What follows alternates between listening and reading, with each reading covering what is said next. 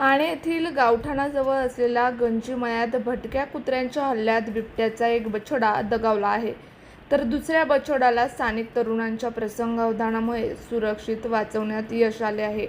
मिळालेल्या माहितीनुसार आणे येथील शेतकरी भीमराव थोरात यांच्या मकाच्या शेतात काल सकाळी हा प्रकार उघडकीस आलाय.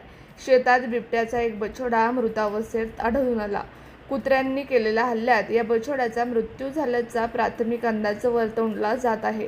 याच दरम्यान दुसरा बछडा स्वतःचा जीव वाचवण्यासाठी कुत्र्यांना घाबरून जवळच असलेल्या एका झाडावर चढून बसला होता. बछडा झाडावर असल्याचे पाहताच भीमराव थोरात आणि स्थानिक तरुणांनी तातडीने हालचाल केली. अत्यंत शिताफीने या बछड्याला पकडून त्यांनी सुरक्षित एका ठिकाणी कोंडून ठेवले आणि तात्काळ वनविभागाला याची माहिती दिली. घटनेची माहिती मिळताच वनविभागाचे कर्मचारी घटनास्थळी दाखल झाले.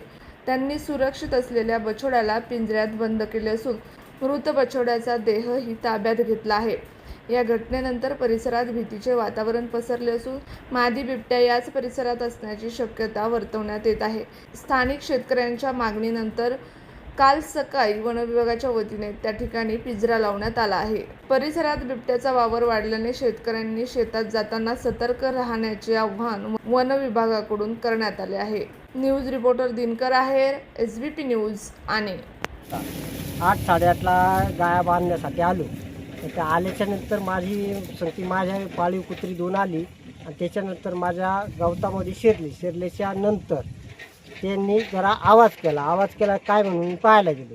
ते तिथं 2 वाघाची पिल्लं होती. पिल्लं कमीत कमी 6 महिन्याच्या पुढची असेल असा एक अंदाज आहे.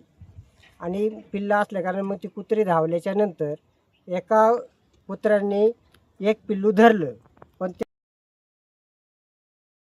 होती दोन्ही बाजूला ओढीत होती, त्यामुळे त्याचा मृत्यू झाला.